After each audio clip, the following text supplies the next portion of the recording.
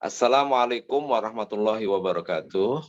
Alhamdulillah pada kesempatan sore hari ini kami diberikan kesempatan untuk bisa bersumbang pikiran lah kaitan dengan bagaimana konsep moderasi manasik haji dan umroh ya. Tentunya konsep moderasi manasik haji dan umroh ini tidak lahir dari alam yang kosong, tapi emang ada kondisi sebelumnya yang mengharuskan kami membuat semacam model manasik yang dianggap moderat ya. Uh, dengan sistem haji yang kita ketahui saat ini, dengan sistem haji menunggu atau waiting list ya, emang ke depan jamaah-jamaah yang akan berangkat ke Tanah Suci umumnya adalah jamaah-jamaah orang tua gitu, atau sering kita sebut dengan lansia. Ini konsekuensi ya. Jadi di sebagian daerah seperti di Sulawesi Selatan, bahkan di Kabupaten Bantaeng itu, jamaah menunggu itu sampai 50 tahun ya. Artinya kalau kita mulai mapan di umur 30 atau 40, kita baru bisa berangkat di umur 80 atau 90 tahun. Nah ini saya kira permasalahan yang perlu menjadi concern kita bersama ya. Dan saya melihat ini perlu ada sebuah pendekatan manasik yang menyesuaikan dengan kondisi jamaah-jamaah tersebut ya. Tadi kami coba komunikasi dengan Siskohat. Siskohat itu sistem komputerisasi haji terpadu ya. Kami mencoba menghitung jamaah yang akan berangkat haji di tahun 2023 ini ya. Ternyata ada 64.000 jamaah lansia lanjut usia yang akan diberangkatkan di tahun 2023 ini. Atau kalau kita persentase itu mencapai 31%. Dan di antara 64.000 itu ternyata kita temukan jamaah yang umurnya di atas 100 tahun. Ini luar biasa ya. Ini luar biasa dengan konsekuensi sistem pendaftaran sepanjang tahun, kemudian dengan sistem pendaftaran waiting list ini kita akan menumpukan jamaah-jamaah yang tua dan setiap tahun pasti ada ya. Nah, dengan kondisi seperti ini, kami menganggap perlu menyampaikan sebuah konsep manasik yang tentunya menyesuaikan dengan kondisi jamaah ya. Kami namai istilahnya itu dengan moderasi manasik haji dan umroh ya. Sebenarnya kata moderasi ini bukan kata yang baru ya. Kalau kita mencoba membuka Al-Quran, ya kemudian juga sunnah nabawiyah, kita akan menemukan kata moderasi ya. Di sini saya katakan kan moderasi atau sering kita sebut dalam bahasa Arab itu dengan al-wasat atau tawassut ya, berimbang, atau al-i'tidal atau tawazun. Ini merupakan sebuah sikap di mana tidak jatuh pada sebuah keberpihakan ekstrim ke kiri ataupun ke kanan ya. Jadi kalau bandul itu tidak terlalu ke kiri dan tidak terlalu ke kanan. Jadi perlu di tengah ya. Mengapa demikian? Ya, ini tentunya kalau kita membuka surat Al-Baqarah ayat 143 ya, dikatakan di surat tersebut atau di ayat tersebut, wa kadzalika ja'alnakum ummatan wasatan litakunu syuhada 'alan nasi wa yakuna rasulu 'alaikum sahida. Dan demikian pula kami telah menjadikan umat Islam umat di tengah agar kamu menjadi saksi ya atas perbuatan manusia, agar Rasul menjadi saksi atas perbuatan kamu. Jadi emang ada ya argumentasi dari dalil nakli yang menjadi semacam dasar kenapa kita harus moderat atau tawasud dalam beragama. Saya kira ada beberapa ayat lainnya ya, Al-Furqan ayat 67, Al-Maidah ayat 77, kemudian ada beberapa hadis juga yang melarang kita dalam tasyaddud berlebih-lebihan atau al-ghalu ya, al-ghalu atau berlebihan juga dalam agama ya. Bahkan dalam sebuah hadis riwayat Baihaqi dikatakan khairul umuri awsatuha, ya. Sebaik-baiknya hal atau perkara itu adalah perkara yang berada di tengah, ya. Nah, ini beberapa argumentasi kenapa kita harus tawassut, kenapa harus kita moderat, ya. Nah, ketika berbicara manasik, ya, tentunya ada pendapat-pendapat yang sifatnya standar, ya. Ada sebagian orang yang mengambil pendapat standar atau amal ibadah standar. Ada juga mereka yang mengambil amal ibadah rukhsah atau ya rukhsah, ya, azimah dengan rukhsah, ya. Azimah itu standar, rukhsah itu adalah kemudahan, ya, sisi lain daripada kemudahan yang diberikan Allah kepada manusia, ya. Nah, dalam pelaksanaan ibadah haji dengan, ya, tadi yang saya sampaikan di awal, melibatkan jamaah tua yang begitu banyak, saya kira, ya, memunculkan tema rukhsah menjadi penting, ya, memunculkan tema-tema kemudahan menjadi sangat strategis, ya. Contoh saja, ya, yang jelas akan kita lakukan selama di Tanah Suci itu ketika kita berada di Mina, ya, Mina untuk melaksanakan jumroh. Perjalanan kaki kalau kita tinggal di Mina Jadid ke Jamarah, kemudian pulang kembali, ya, walaupun ada perbedaan antara satu orang dengan yang lain menyebut jarak, yang jelas kita katakan jauh, ya. Ada yang mengatakan 14 kilo, ada yang mengatakan 12 kilo, ada yang mengatakan 10 kilo. Yang jelas jarak antara Jamarat dengan tenda jamaah haji pulang pergi itu sangat jauh. Nah ini, ya, kalau kita paksakan buat jamaah yang notabene mereka mungkin kondisi fisiknya sangat lemah, saya kira ini menjadi sebuah permasalahan, ya. Menjadi masyakoh buat mereka tentunya. Dan ketika menjadi masyakoh bagi mereka, tentunya ini menjadi masalah. Ya, di satu sisi mereka dituntut untuk bisa sempurna ibadahnya, tapi di sisi lain mereka menghadapi kondisi fisik mereka yang memiliki keterbatasan. Maka dalam kondisi tersebut, pilihan untuk memberikan kemudahan buat jamaah haji melalui mereka boleh mewakilkan melontar jumrohnya, itu menurut saya satu pilihan yang harus kita ambil, ya. Jadi saya juga nggak bisa bayangkan ini, Gus, ya, ketika tahun 2017 pernah satu hari kami itu kedatangan jamaah satu kloter, 40 orang itu memakai kursi roda. Luar biasa ini. Ya. Petugas kloter saja yang jumlahnya 5 orang itu tidak bisa handle yang 40 orang, ya. Ini saya juga kadang terpikir ini haji ini luar biasa. Luar biasa betul, ya.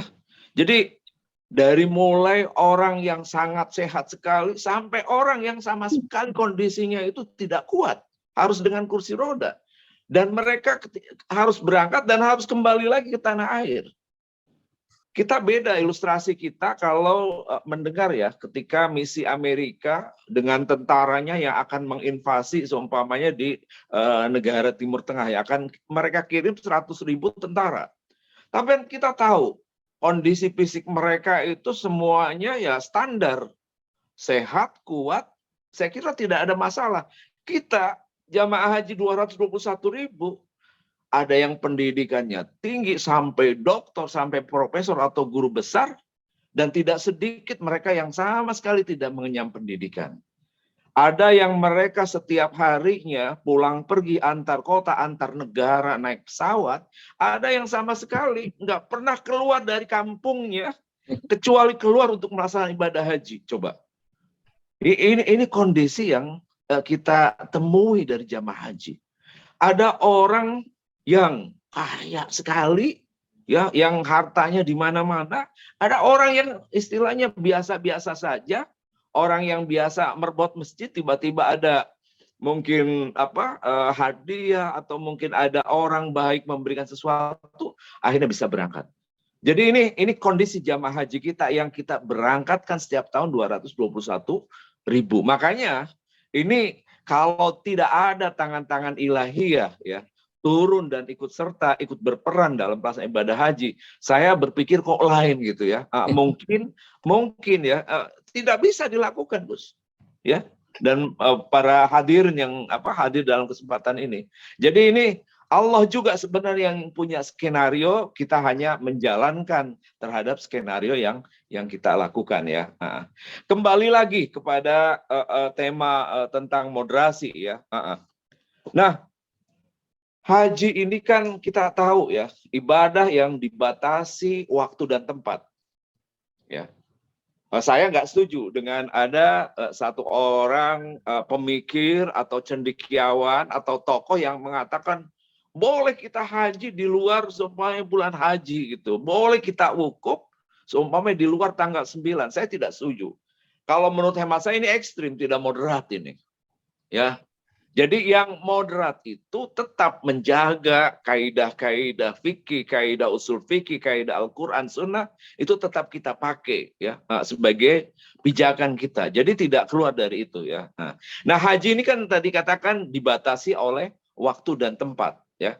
Jadi kalau sudah tanggal 5, tanggal 6 sampai tanggal 9 tidak ada satupun mungkin jamaah berada di Madinah ataupun di kota Jeddah. Tapi semua kalau tanggal 9 berkumpul di Arafah. Nah, ketika berkumpul 2,5 juta orang di satu tempat, saya kira ini perlu juga ada pemikiran bagaimana cara memperlakukan mereka ya. Contoh lagi, ketika di Mina di tanggal 10, tanggal 11, 12, sama 2,5 juta orang. Ya, di waktu yang sama ya, di kondisi yang sangat panas, kemudian jamaah berkumpul di dalam kondisi tersebut. Maka ini tadi saya katakan perlu ada pemikiran moderat ya. Kalau tidak, wah repot-repot ya. Kemudian kami ingin sampaikan juga ada beberapa prinsip ya, madhab wasatiyah atau moderasi dalam fikih haji ya.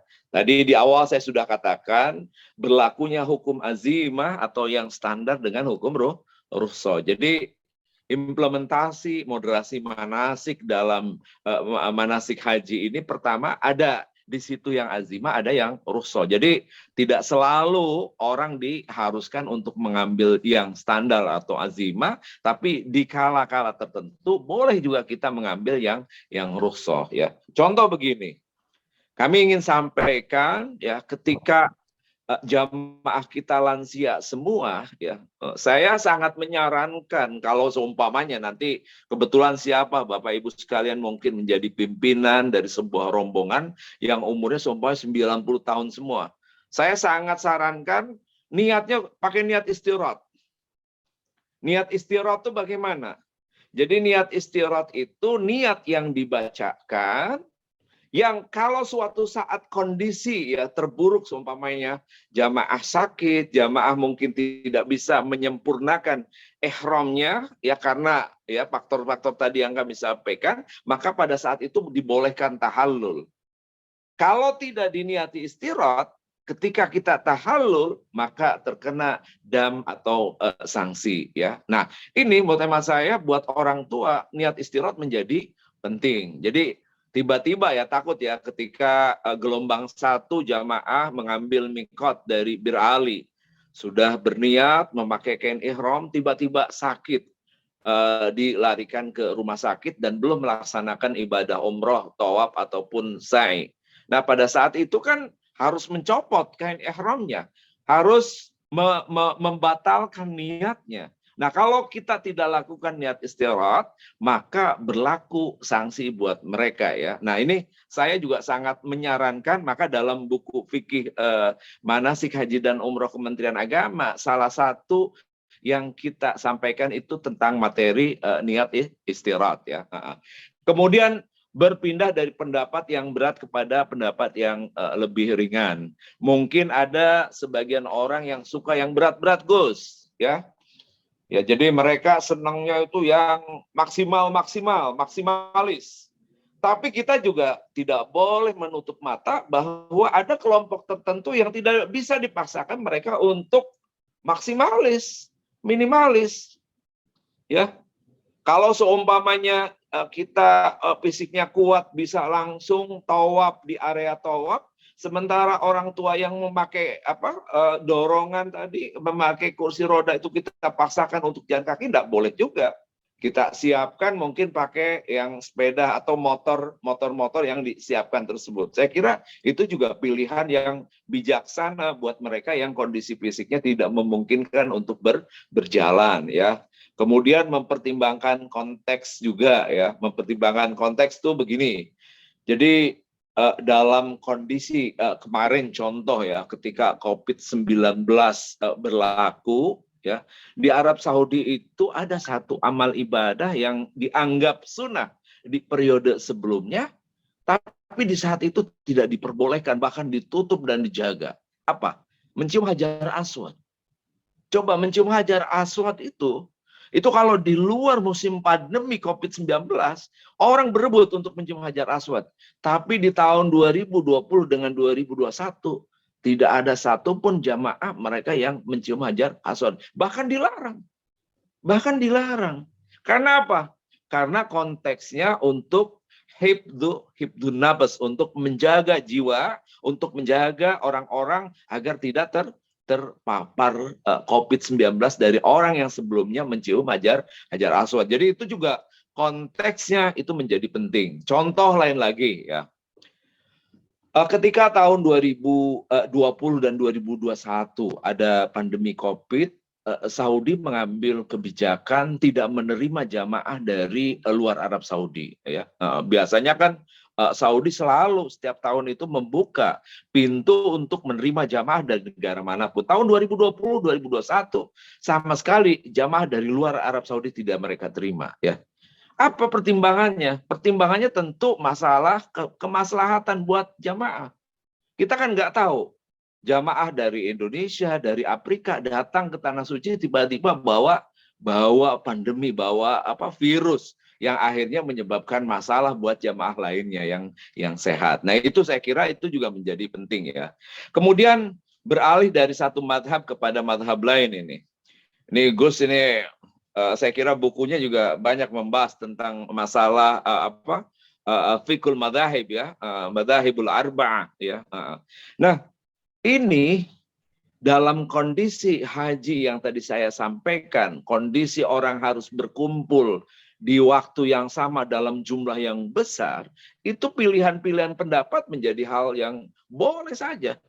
Coba kita kalau berpikir seumpamanya ketika tawaf, ya, harus kekeh dengan mengambil madhab Syafi'i. Sementara kita harus senggolan kiri kanan dengan perempuan dari Turki, perempuan dari Arab.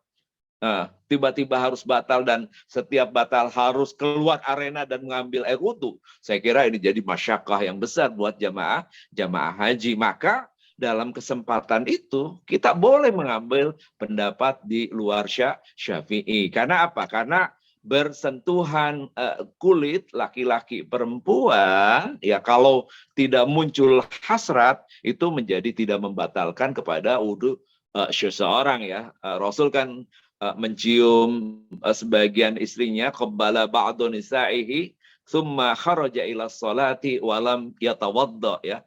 Rasul mencium sebagian istrinya, kemudian beliau melaksanakan sholat dan tidak wudhu lagi.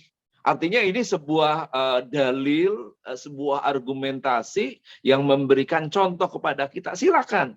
Ada pendapat yang memperbolehkan ketika kita bersentuhan dan tidak membatalkan dalam kondisi darurat tentunya, ya, untuk mereka pemegang madhab Syafi'i, ya. Kemudian yang terakhir juga prinsip atau implementasi madhab wasatiyah atau moderat dalam fikih haji itu tetap kita memegang kehati-hatian dalam menetapkan hukum. Jadi tidak serampangan, tidak sembarangan juga ketika kita mengangkat tema moderasi sehingga kita keluar dari konteks, keluar dari dasar-dasar nakliyah atau dasar-dasar akliyah yang menyebabkan orang berpikir bebas. Saya kira kita juga tidak seperti itu, ya.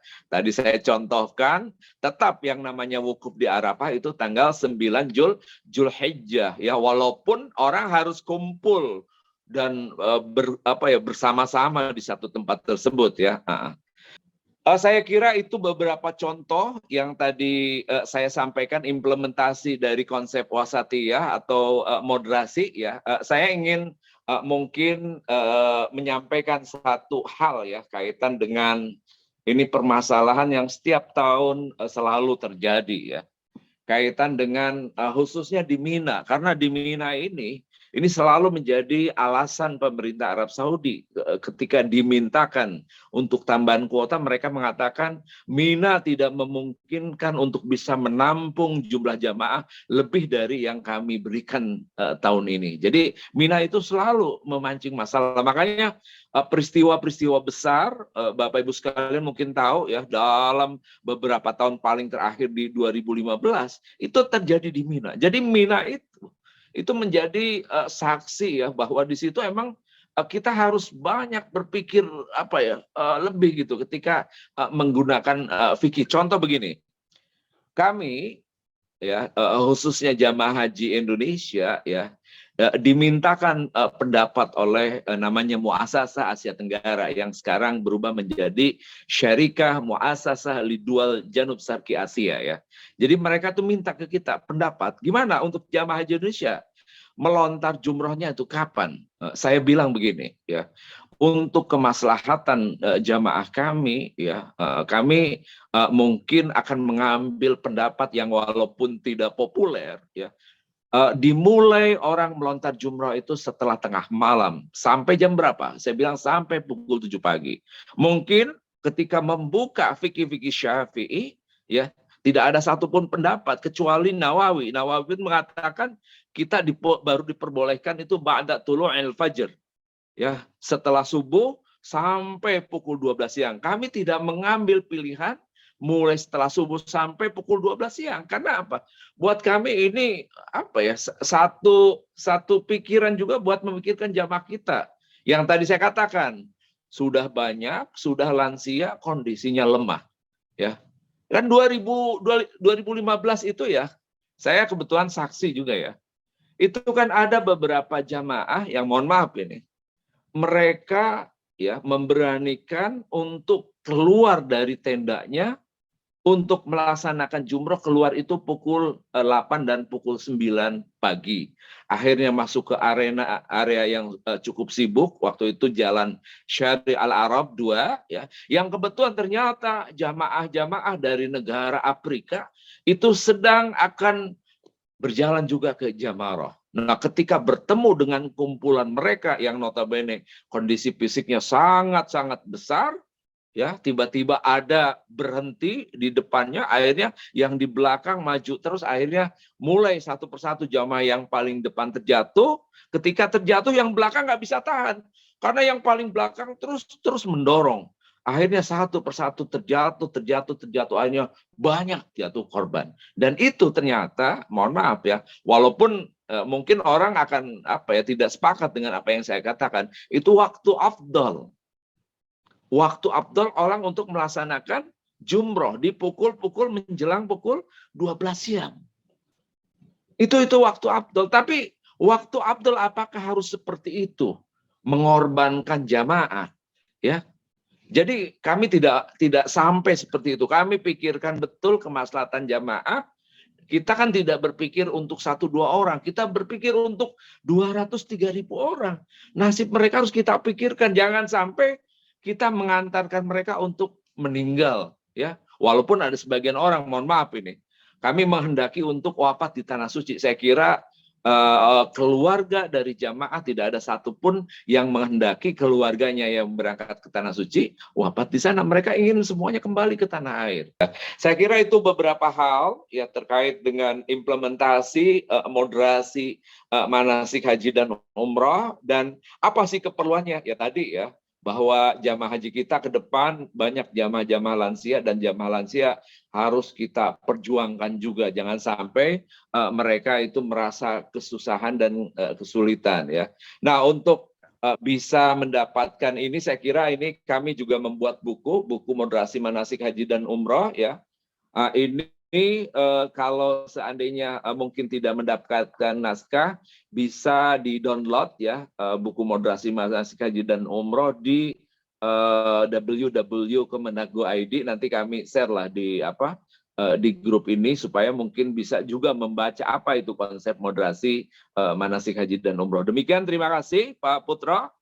Mudah-mudahan bermanfaat, yang benar dari Allah, yang kurang dari diri saya sendiri. Demikian, terima kasih. Wallahul muwafiq ila aqwamit thoriq. Assalamualaikum warahmatullahi wabarakatuh. Waalaikumsalam warahmatullahi wabarakatuh. Nih, bagaimana hukumnya kalau punya niat meninggal di tanah suci saat haji? Dan apakah bisa kita pakai macam-macam fikih selain di ibadah haji? Oh, ini ditarik balik nih Pak, karena tadi sudah ada pembicaraan bahwa kita akan menerima ya, membuka hati untuk beberapa fikih beserta dengan mazhabnya. Nah, ini rupanya ini kalau mau dipakai di ibadah lain, ibadah di luar ibadah haji gimana? Ada 2 pertanyaan Pak, monggo. Niat orang pengen mati itu ada yang diperbolehkan, ada yang tidak. Ya, jadi kalau seumpamanya ada orang punya masalah, kemudian dia niat mati bunuh diri, itu boleh. Ya. Ada hadisnya ini, saya coba bacakan ya. La yatamannaina ahadakumul maut lidharrin asabahu. Fa in kana la budda fa'ilan falyakul Allahumma ahyini makanatul hayat khairali. Ya, jadi nggak boleh kalau niat mati itu karena mungkin ada madharat yang menimpa dirinya kemudian mati bunuh diri. Kalau enggak gini, ya Allah, hidupkan kalau hidup itu membawa kebajikan buatku. Ya, kemudian watawaffani idza kana wafatul li khairoli. Jadi dan matikan kalau seandainya mati itu membawa kemaslahatan dan kebaikan bagiku ya. Saya kira tinggal niatnya tadi. Mungkin saya cerita nih. Di tahun terakhir Mbah Maimun Zubair melaksanakan ibadah haji, kebetulan saya langsung bertemu dengan beliau ya. Semenjak turun dari pesawat itu saya bertemu dengan beliau, dan beliau kemudian saya bawa ke kantor saya yang ada di bandara. Beliau itu sampai bilang begini, saya berkali-kali dalam bahasa Indonesianya, saya berkali-kali melaksanakan ibadah haji, tapi Tuhan belum memanggil saya juga sampai saat ini. Itu di tahun terakhir itu. Masya Allah. Di tahun terakhir, saya agak itu juga. Saya bilang, Mbah Maimun ini mengucapkan kalimat seperti itu. Wah, ini jangan-jangan tahun terakhir. Kemudian cerita banyak yang lain. Setelah selesai ambil air wudhu, kemudian pakai kain ihram, berangkat ke Mekah. Seminggu atau 10 hari kemudian ternyata dapat informasi beliau syahida atau wafat ya. Jadi ini luar biasa ya. Jadi orang sealim ya, alam seperti beliau mungkin wafat di tanah suci ini menjadi sebuah berkah buat almarhum ya. Ya, mudah-mudahan ilmu yang pernah beliau ajarkan kita mendapatkan kemanfaatannya dan keberkahannya ya. Kemudian pertanyaan kedua tadi saya nggak baca tadi. Nyampur madhab, di luar ya. Untuk di luar haji boleh nggak untuk yang lain? Saya kira tadi disampaikan Gus Arif itu udah lengkap itu. Jadi intikal al-madhab ila madhab sani ya, itu silahkan saja, tapi bukan dalam konteks tahawun ya, untuk mudah-mudahan untuk sekedar menggunakan yang enak-enaknya saja. Saya kira tidak seperti itu ya. Tapi dalam kondisi-kondisi tertentu saya kira pilihan berpindah madhab ke madhab yang lain, bahkan ya al-adul anil qaulir rajih ila qaulil al-marjuh ya, berpindah dari pendapat yang rajih kepada pendapat yang marjuh yang tidak diunggulkan dalam kondisi tertentu itu menjadi sebuah pilihan dan tidak ada masalah. Ya, jadi seperti itu ya. Mau nanya, apakah boleh moderasi dalam semua aspek ibadah ini? Ya, terima kasih Gus ya. Jadi tadi disampaikan oleh Gus Arifin. Jadi saya concern ya kaitan dengan moderasi ini kaitan dengan ibadah-ibadah yang sifatnya fisik, betul tadi disampaikan. Jadi Rasul saya kira ditanya berkali-kali oleh para sahabat kaitan dengan beberapa cara sahabat bertanya ke Rasul, kalau saya gini gimana? Kalau saya gini gimana? Rasul mengatakan jawabannya yang paling terkenal itu if'al wala haraj. Lakukan dan tidak ada sesuatu yang berat, yang memberatkan buat para jamaah haji ya. Nah, kalau ibadah lain, sholat mau dimoderasikan, apakah yang tadinya seumpamanya 4 jadi 2? Saya kira tidak bisa juga, kecuali ada ilat yang yang menyebabkan kita bisa melakukan taksir ya. Kalau enggak ya tidak bisa. Sholat 3 kita atau sholat 2 rakaat jadi 1 rakaat tidak bisa juga. Jadi kita concern pada ibadah-ibadah yang sifatnya fisik, dan Rasul sudah punya gambaran ke depan 14 abad yang lalu bagaimana haji itu ke depan memang sangat complicated. Dan ini menarik ya. Rasul, seandainya Rasul tidak mengatakan if'al wala haraj, wah repot kita saat ini. Iya. Baik Bapak Ibu yang dirahmati Allah, tentu saja tantangan dalam pelaksanaan ibadah haji ini makin lama makin kompleks ya, seperti yang tadi sudah disampaikan, dan tentunya kita semua berharap bahwa pelaksanaan haji bisa dicapai dengan lancar dan tentunya mabrur ya, diterima oleh Allah Subhanahu wa taala. Nah, sebelum kita akhiri, karena Nuwun Sewu ini para pemateri ini sudah di ujung, barangkali kalau di Kalimantan sudah maghrib ya, makanya kita akan coba akhiri. Ya, tadi Pak Naspi juga sudah sampaikan. Kami akan minta closing statement ya dari masing-masing pemateri, mungkin didahului Pak Arsyad Hidayat, kemudian Pak Naspi, lalu Gus Arifin.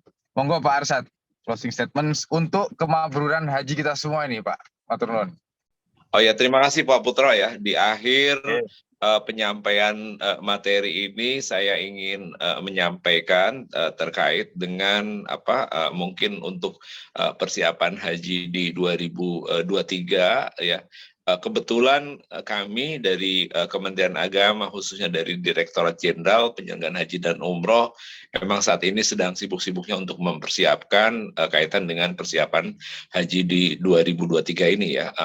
Yang berkembang kaitan dengan hiruk-pikuk ramainya orang membicarakan biaya haji atau usulan kenaikan biaya haji, saya kira itu jangan membuat juga nanti kita termakan hal-hal yang kurang pas ya terkait dengan informasi-informasi yang berkembang ya.